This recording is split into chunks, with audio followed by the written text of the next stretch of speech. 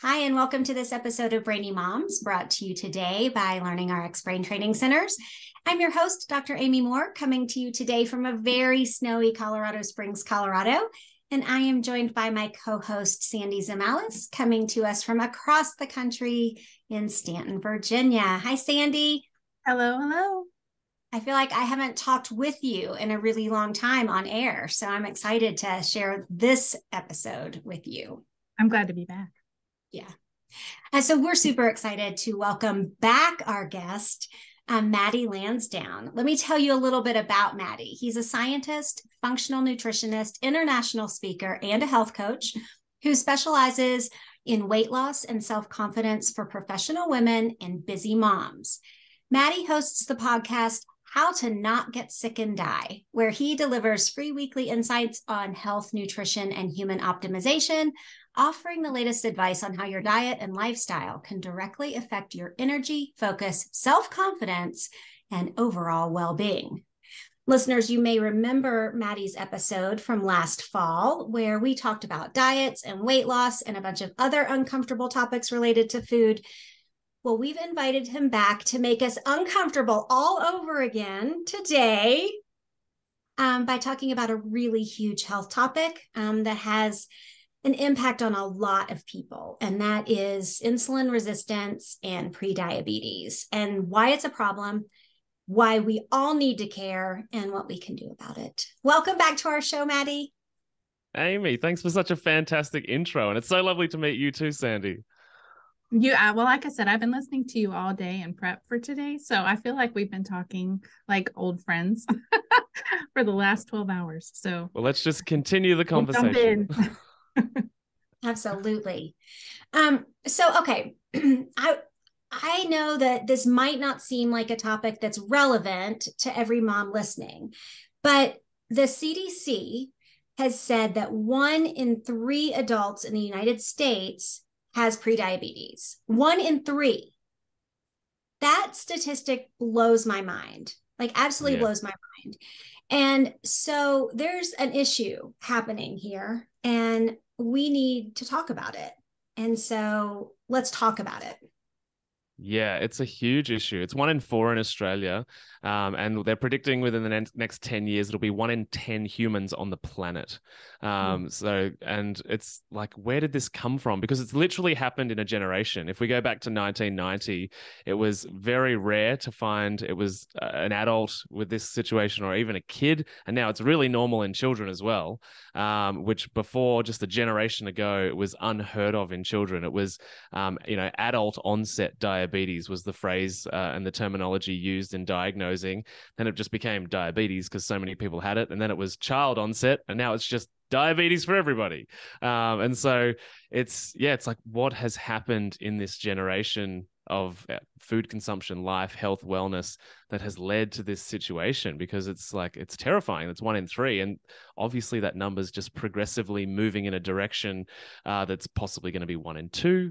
And then we've got to think of all of the other health issues that are also, increasing in their numbers. Our cancer, we're almost at 1 in 2 people have cancer. So if we think 1 in 2 will have cancer and then 1 in 3 will have diabetes, there's a heap of people that have both, right? Mm-hmm. And that's just 2. There's loads of other things: blood pressure, cholesterol, heart attacks, atherosclerosis. And so it's like, whoa, this is really kind of terrifying to think of what the future might hold. And so, and I think from my experience, one of the big causes of getting to this place with so many people suffering from this is just a massive misunderstanding about what diabetes is, how to treat it, and what causes it. And that's one of the problems with sort of Western medicine, is that it often manages symptoms, which is a useful tool, but it also doesn't go 1 step further to be like, what caused this problem and how can we change that cause so that we can live many years into the future without the repeated problem occurring.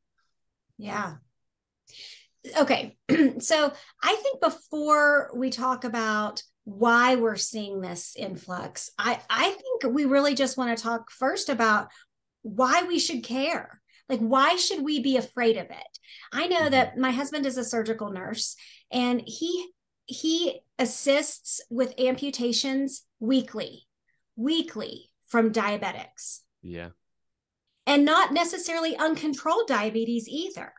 Right. And so when I hear these stories, first of all, let me say I was diagnosed with prediabetes and insulin resistance right before Christmas.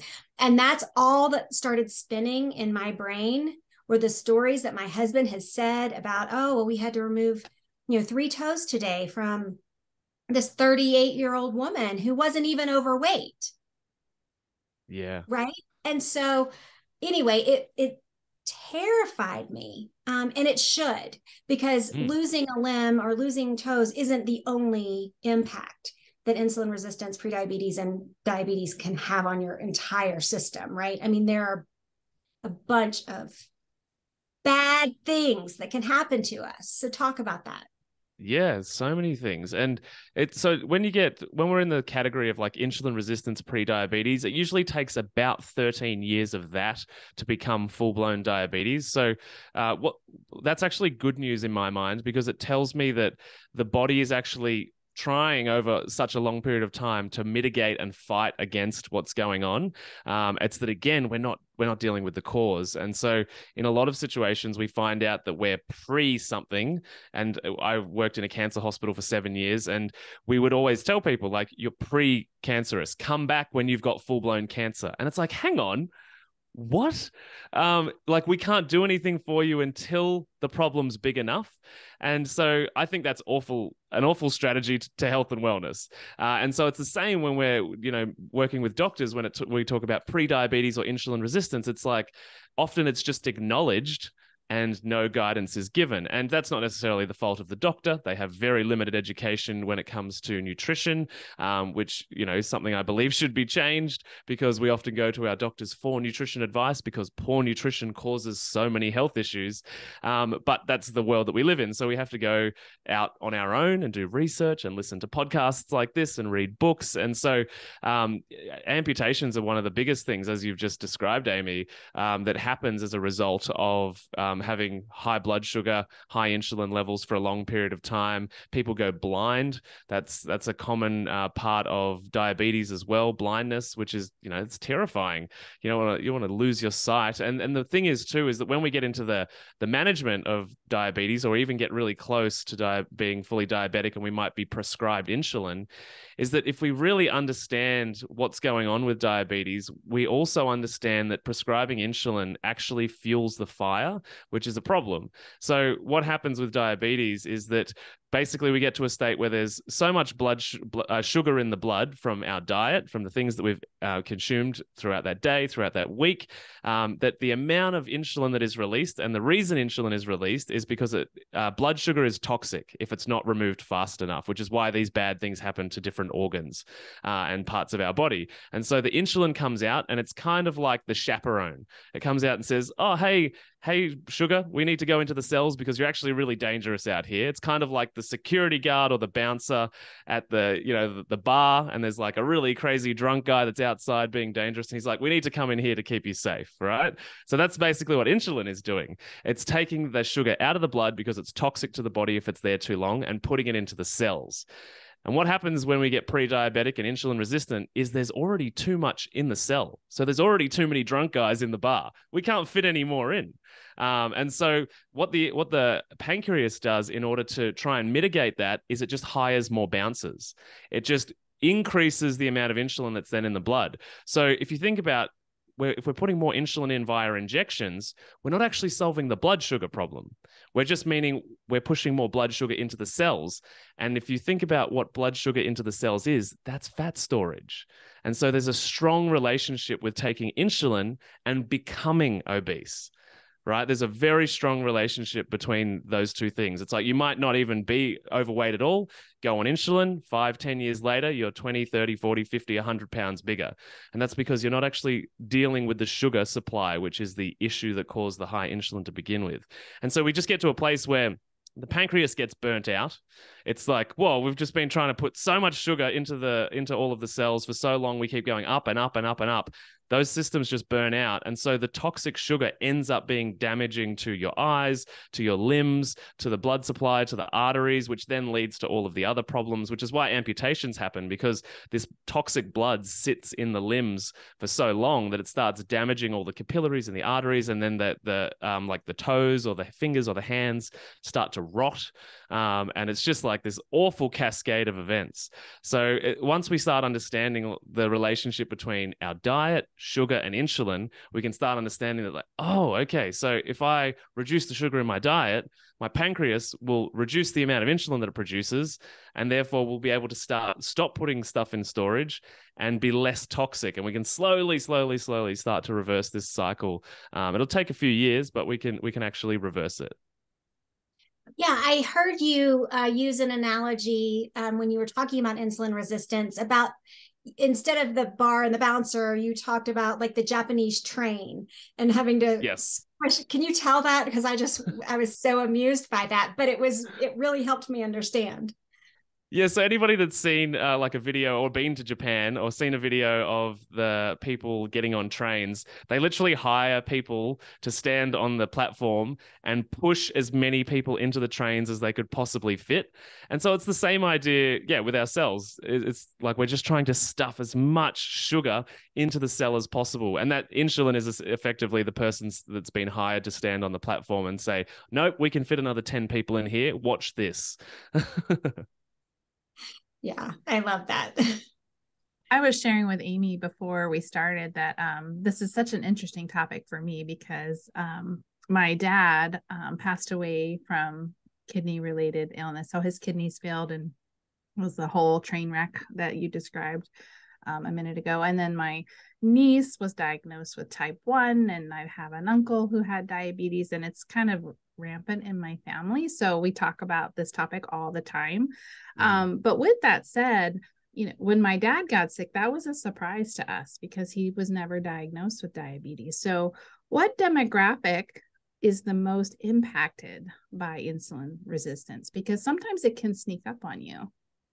Yeah, that's a really good question, because I remember as a teenager, I was really into sport and doing different things. And so I remember distinctly the first marathon runner that was diagnosed publicly, and it was on the news, and it was like, what? It was the first realization that somebody that wasn't overweight and that was actually deemed as, super healthy, was actually diagnosed. And so that, as we sort of touched on briefly, it's not necessarily proportional to body weight or body image.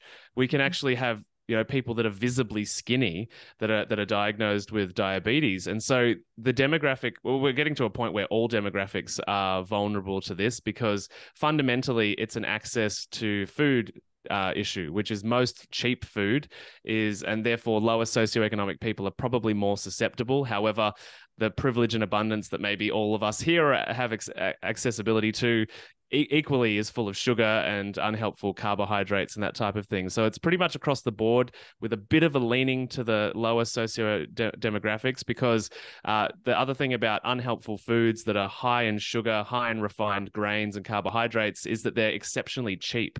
And so when people go to the supermarket, obviously they're trying to get as much bang for their buck when they spend.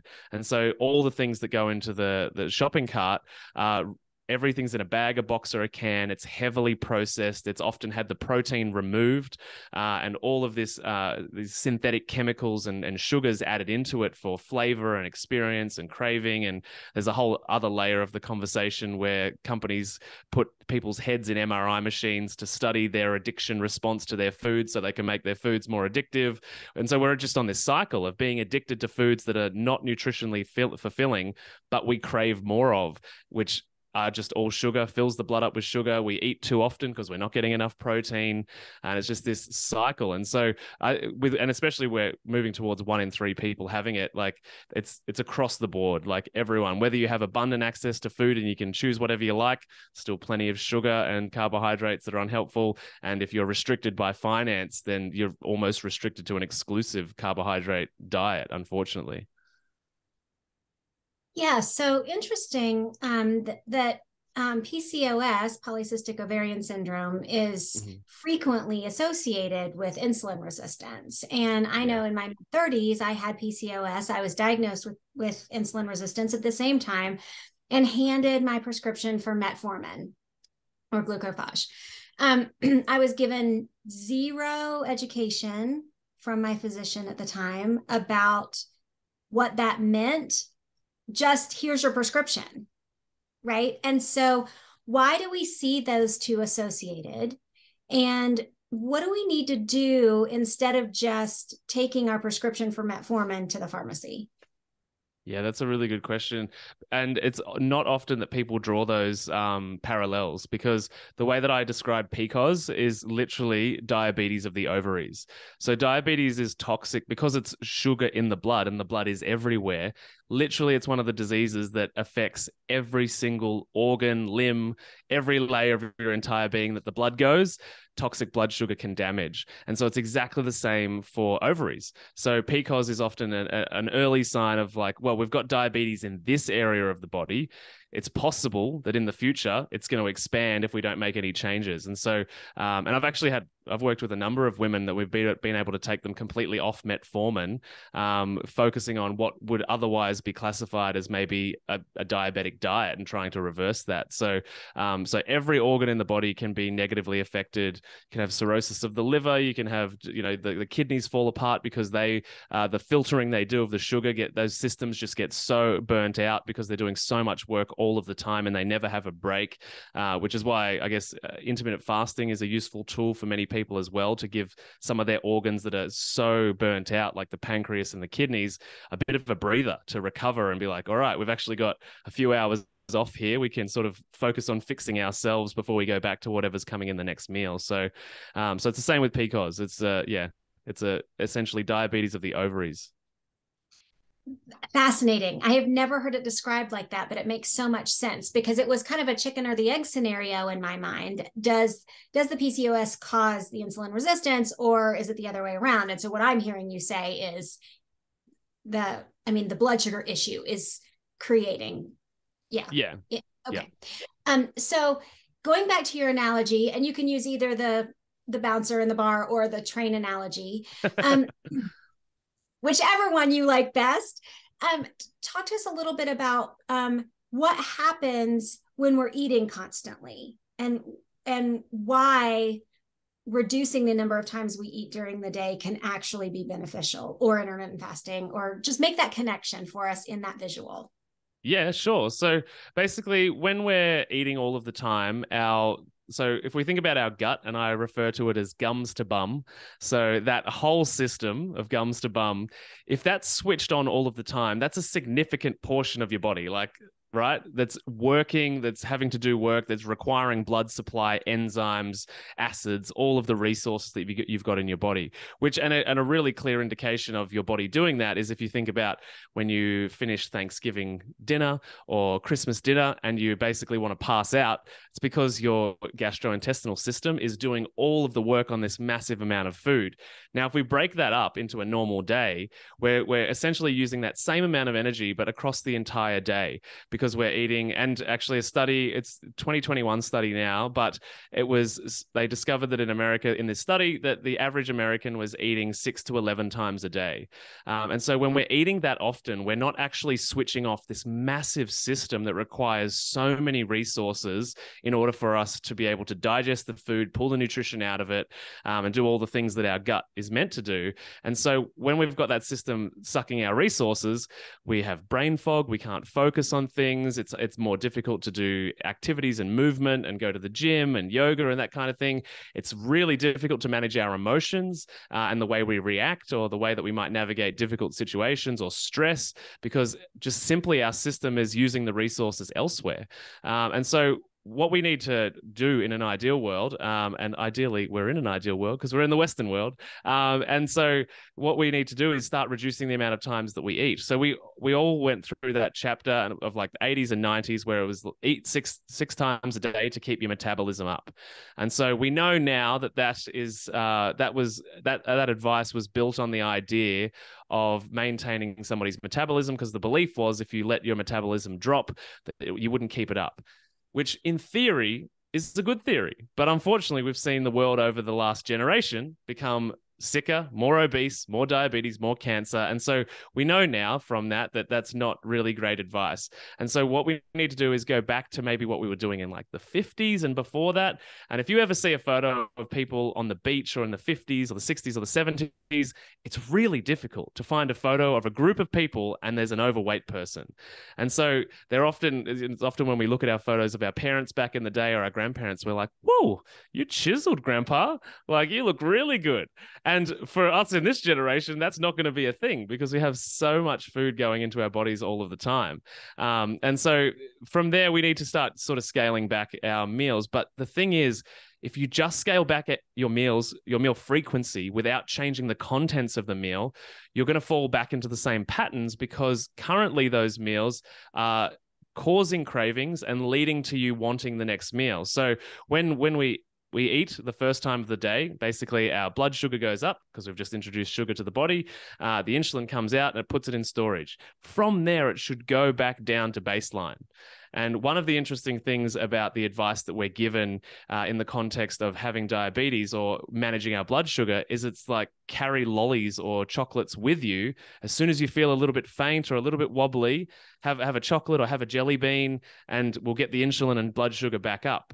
In my mind, we're actually trying to default to the wrong side of the threshold, where we need to get used to actually getting on the other side of feeling faint and feeling those wobbles. And yes, that does mean that there's going to be a couple of weeks of readjustment and managing that transition. But we actually want to get used to the other end of the spectrum, which is that my blood sugar is low, and that's a good thing, because insulin is low, and that's a good thing. And so we only want those spikes to happen when we've actually got food in the system. And so we want to reduce the amount of times that we do that, not necessarily to zero. We don't necessarily want to water fast for the rest of our life because that's got a 100% death rate. So let's not do that. But we need to start putting space in between these. And as well, it's important to acknowledge that trying to put space in the beginning, don't just rip out all of your snacks overnight, because in 3 or 4 days, you'll be like, oh my God, my cravings are like, I'm so hungry. I miss all of this food. We need to do a thing I call one tweak a week, which is we need to make one small change and then we need the body to adapt to that. And we need another small change and the body to adapt to that.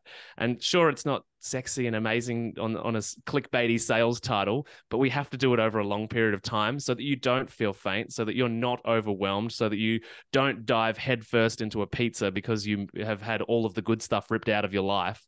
Like, we need to do it really slowly over time so we can reverse this, because if you remember, I said it takes 13 years for us to develop that full diabetes diagnosis anyway. So we need to we've walked up the problem mountain and we're at the top, and it took 13 years to walk up. So we actually need to walk down slowly rather than jump off the cliff.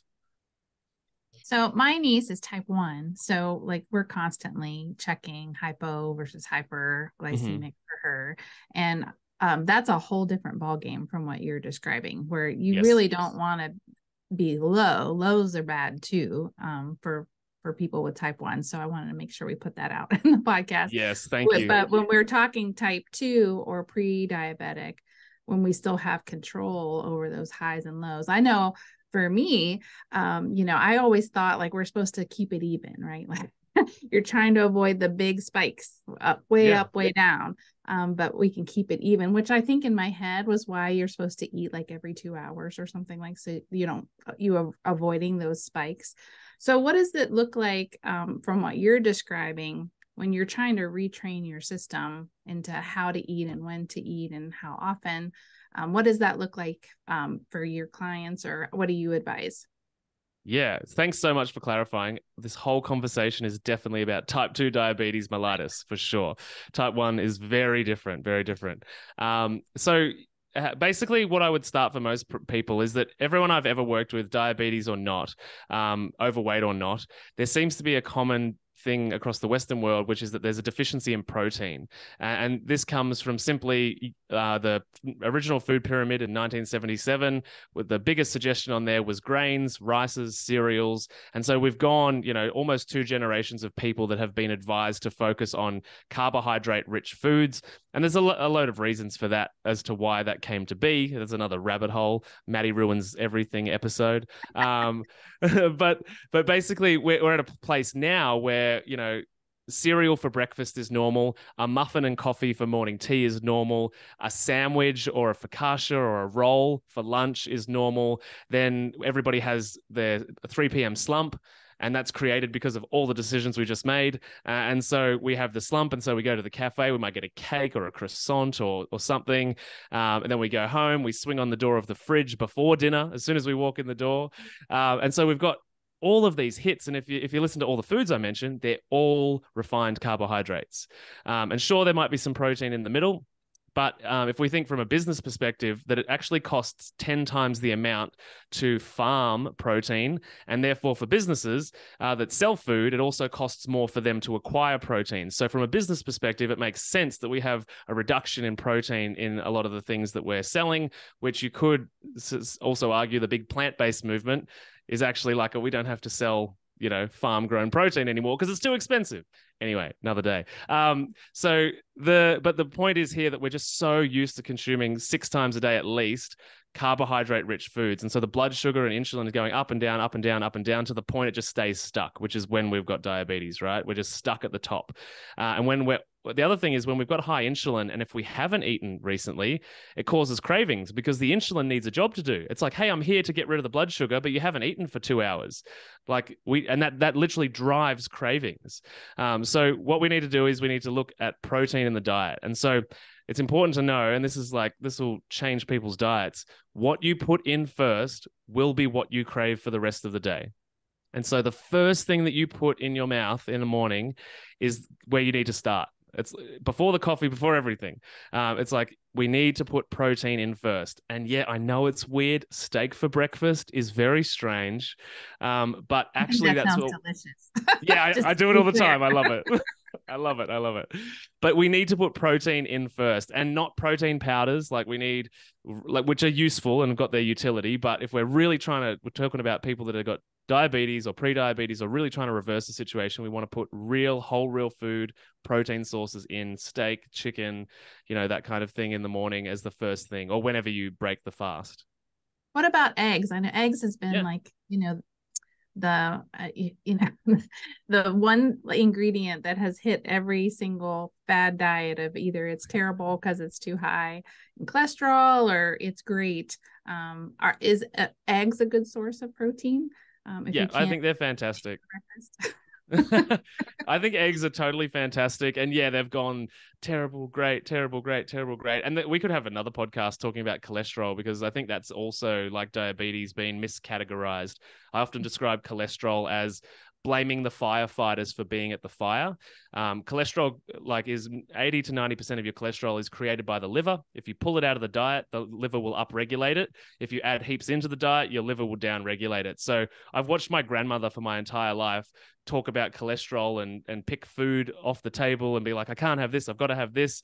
And she's never solved her cholesterol problem ever.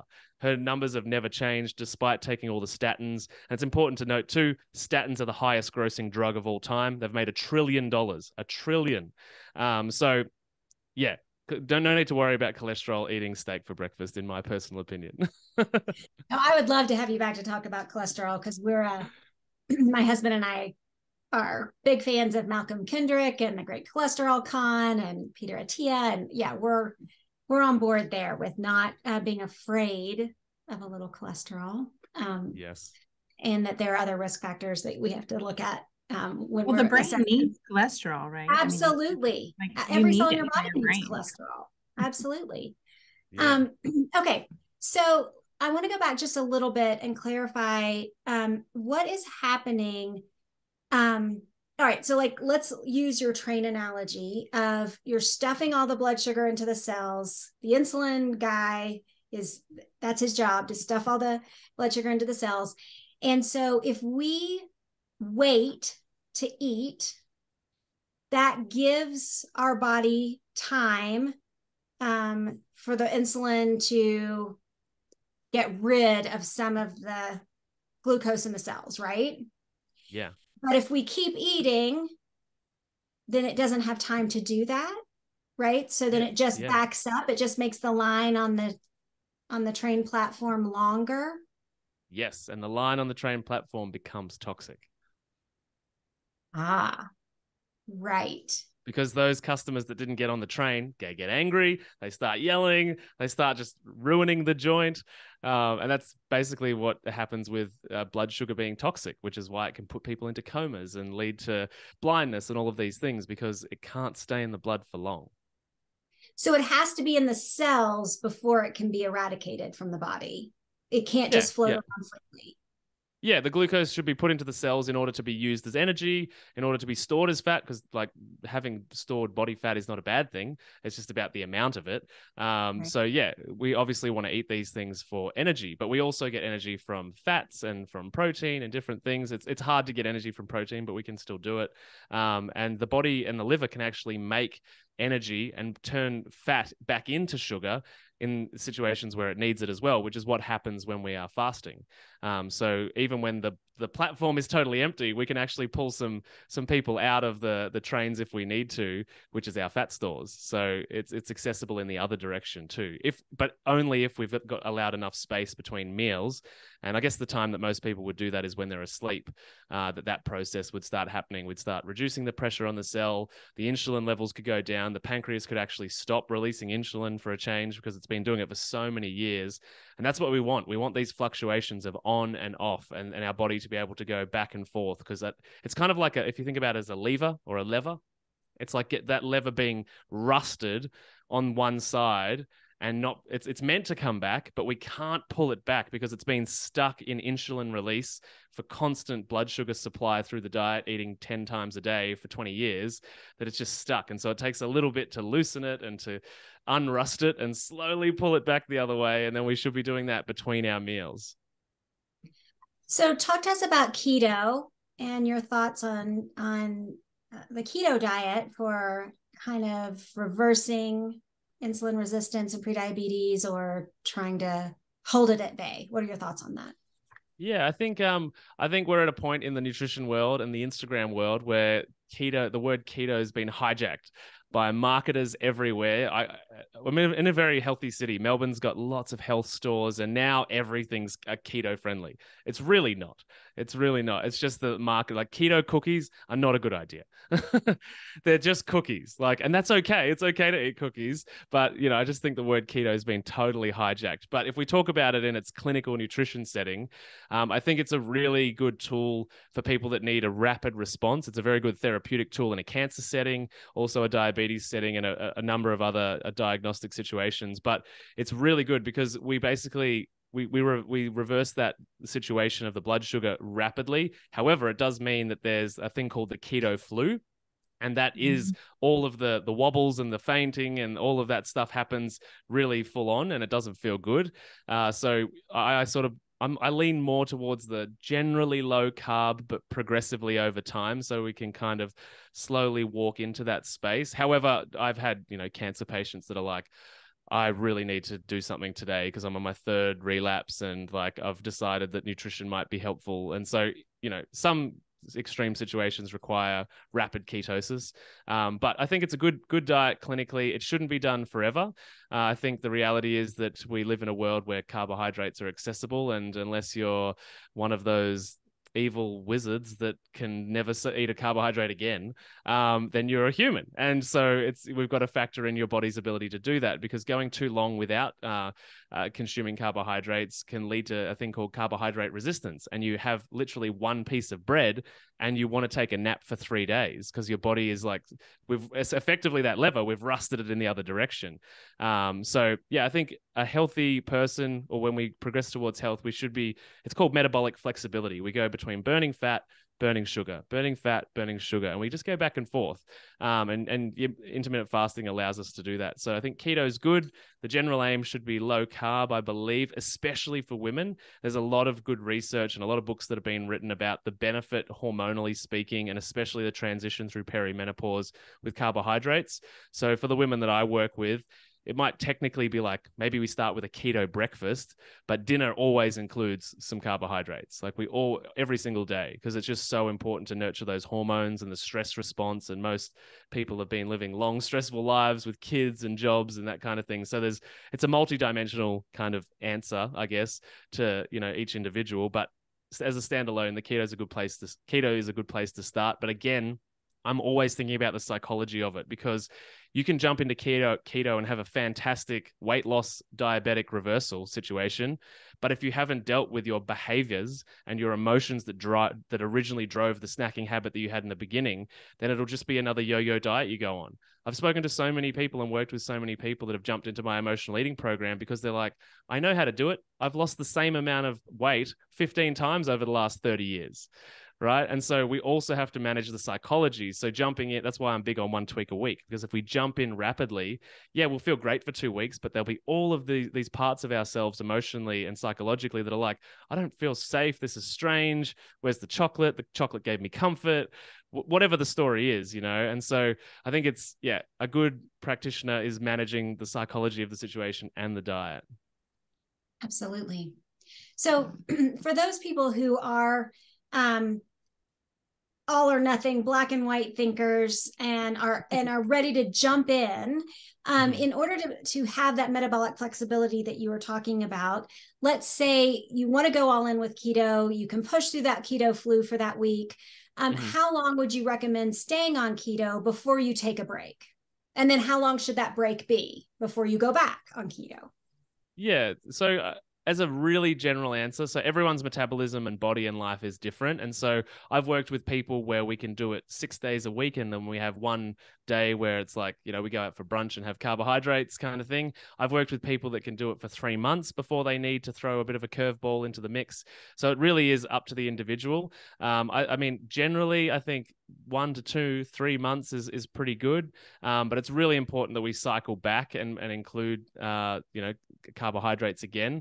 But once we're there and once we're starting to really see the results we want to move back to basically a daily situation of, you know, maybe you wake up, you're in a fasted state. So naturally you'll be a bit more ketotic in the morning, which is how we should all wake up, assuming that we don't have our body full of sugar from the night before.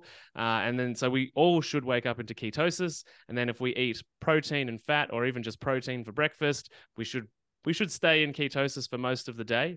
And then when we come to dinner time, we pick carbohydrates that we know work for our body, work for our digestion, and don't totally knock us out. I notice from working with people over the last few years that sweet potato is often a trigger food. So when we include it in dinner, it's delicious and amazing and it's a vegetable, but it's one of the foods that actually triggers then the hunt for chocolate or the hunt for ice cream.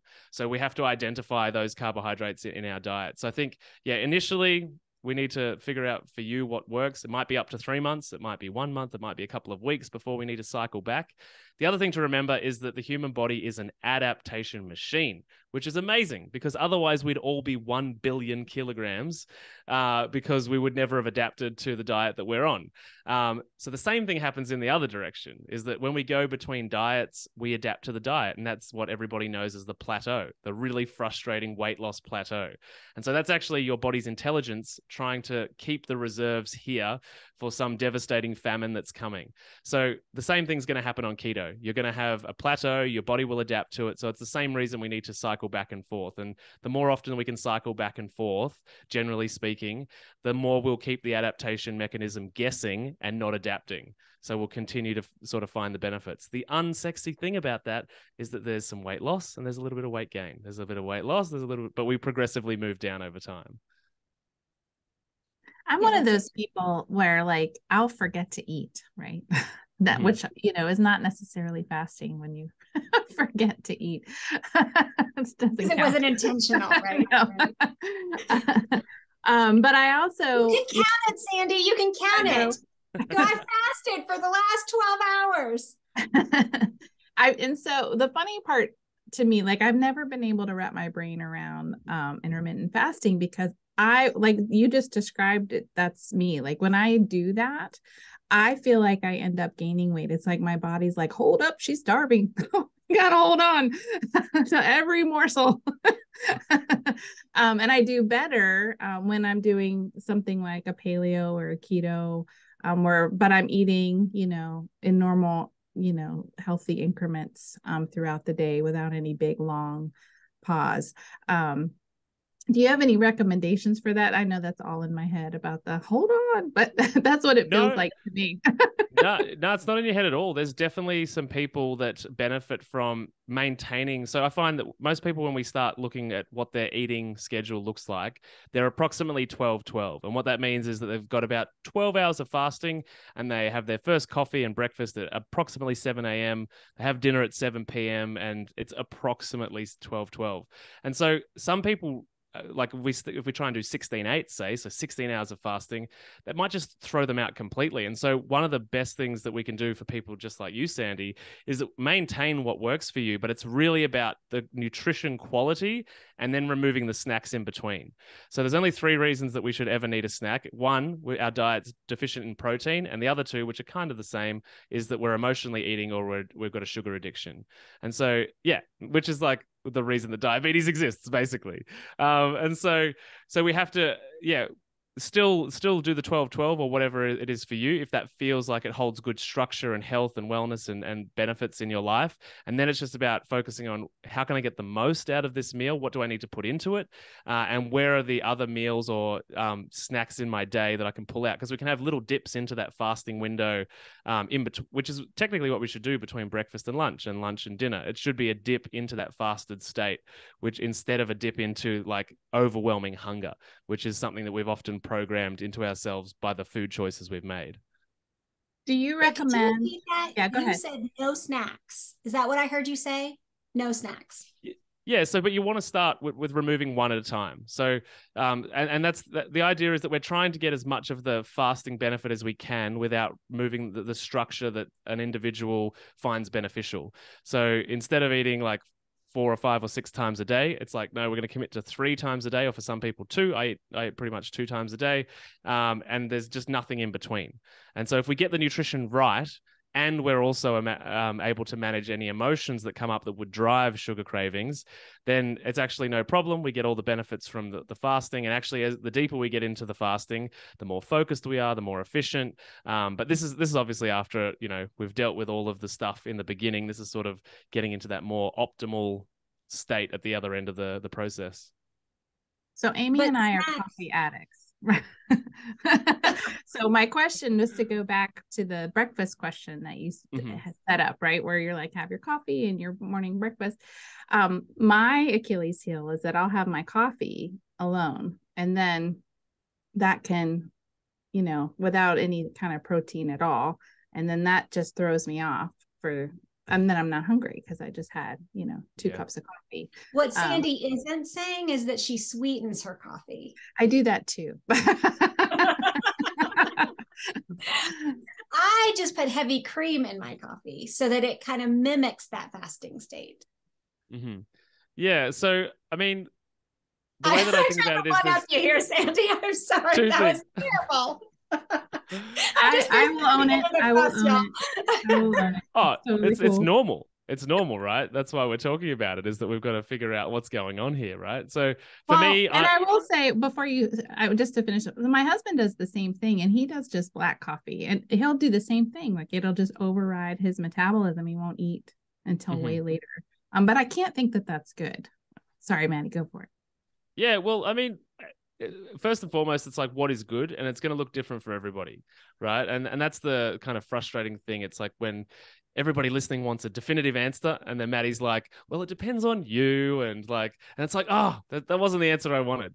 And the reality is that if we're going to get your health and wellness right, and you're in a situation that's problematic, you really want a customized approach, because there's some bad stuff that possibly eventuates if we don't get that right.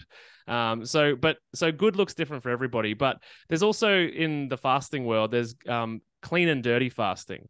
And so dirty fasting is the idea that we don't raise our blood sugar. So we still put foods in.